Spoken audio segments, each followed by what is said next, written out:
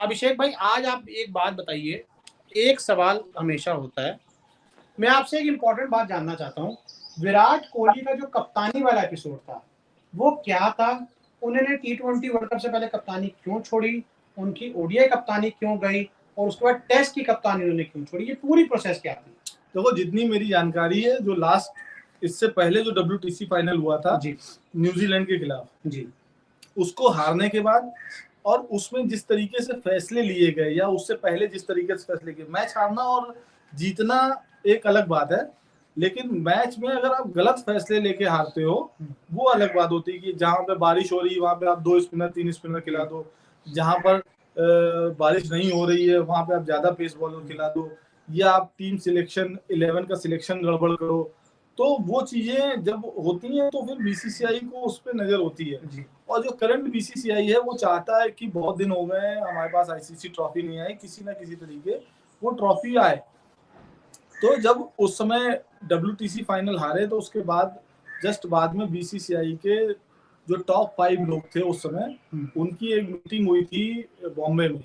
उसमें बीसीसीआई और टीम के बीच में जो पुल का काम करते हैं, कौन?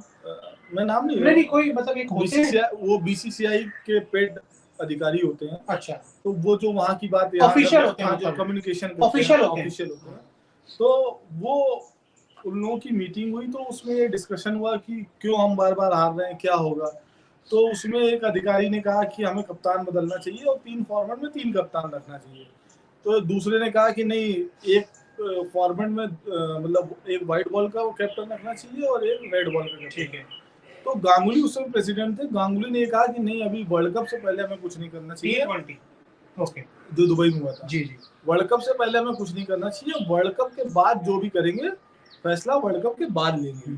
ये एग्जैक्ट है। इवन मतलब गांगुली जो बाद में विराट के दुश्मन की तरीके घोषित हुए, एक्चुअल में गांगुली ही थे जिन्होंने कहा था कि अभी वर्ल्ड कप से पहले विराट पर आप कोई भी डिसीजन, कैप्टनसी में कोई डिसीजन मत लो।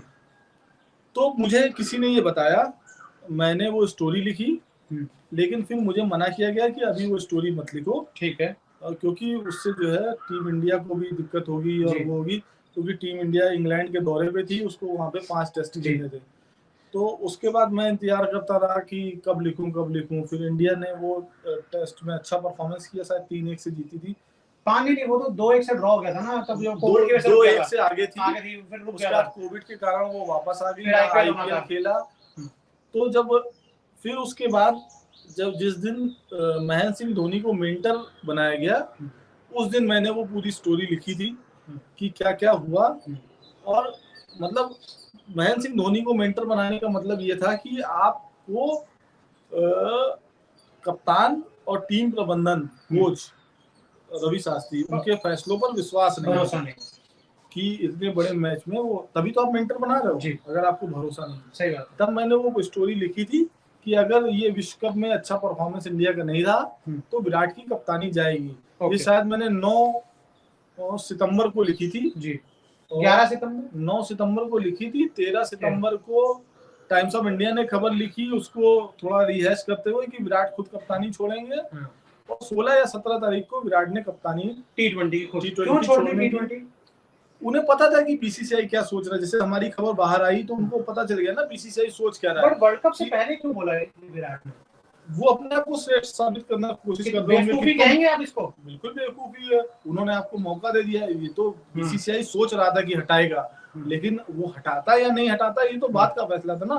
वो इतना बड़ा फैसला ले पाता नहीं ले पाता, उनके जो भी विराट के जानने वाले होंगे या जिनसे वो बात करते होंगे, जिनसे वो डिस्कस करते होंगे, शायद उन्होंने उनको ये बताया होगा कि तुम कप्तानी छोड़ दो तो तुम्हारे 2 फॉर्मेट बचे रहेंगे। मतलब तुम अगर ऐसे शायद तुम्हारा वनडे और T20 दोनों चला जाए, सिर्फ टेस्ट बचे तो तुम्हारी ब्रांड वैल्यू नीचे आ जाएगी।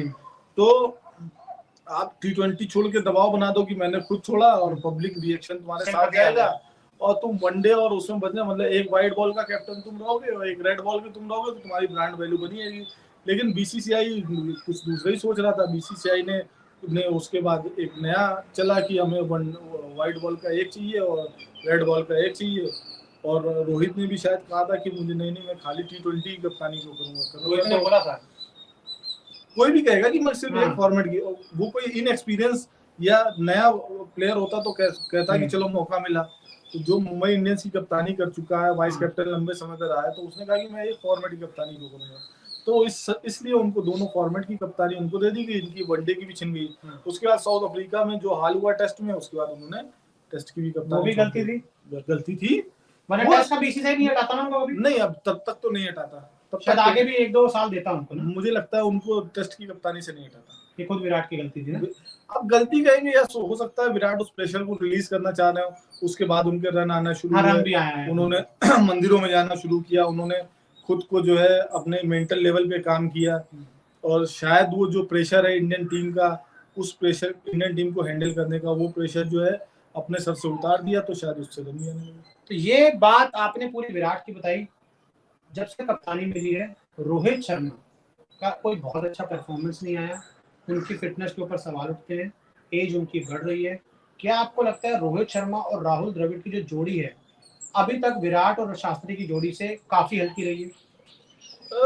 हल्की कह सकते हैं। अगर आप आंकड़ों में जाएंगे तो विराट और शास्त्री के समय में काफी अच्छी परफॉर्मेंस आई है।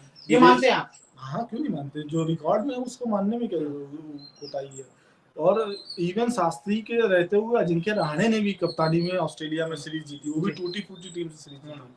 तो राहुल द्रविड़ जब कोच बने थे तभी मैंने एक बार कहा था कि मुझे नहीं लगता कि ये बहुत बेहतर कोच होंगे। अच्छा। तो और जहां तक रोहित की बात है, रोहित ने शायद अपना मेंटल प्रेशर कम करने के लिए उन्होंने नई स्टाइल का गेम, जब से वो कप्तान बने हैं उसके कुछ दिन बाद उन्होंने वनडे टेस्ट, वनडे T20 और IPL में कुछ नए तरीके का गेम खेलना शुरू किया।